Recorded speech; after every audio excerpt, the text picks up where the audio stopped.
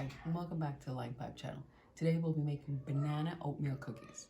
This recipe only requires 3 ingredients, so they're super easy, they're super quick, and they're healthy for you. You can quickly add them to your meal prep for the week. You can add them to your kids' lunches as snacks. You can take them for a good breakfast on the go.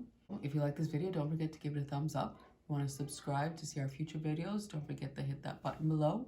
And let's get to it. So we have 1.5 cups of quick oats, a 1/3 cup of chocolate chips, and 2 ripe medium-sized bananas.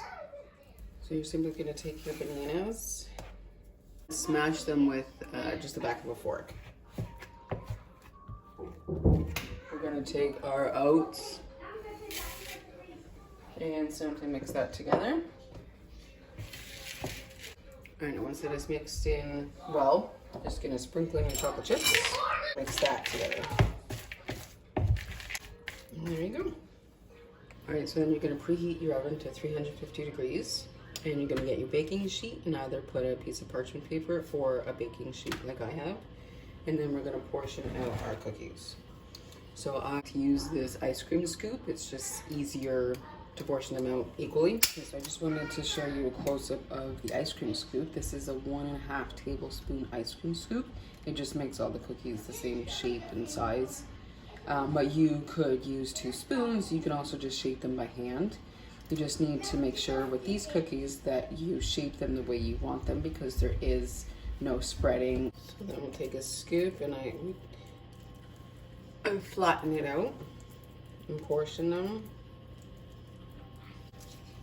So then I'll do another one.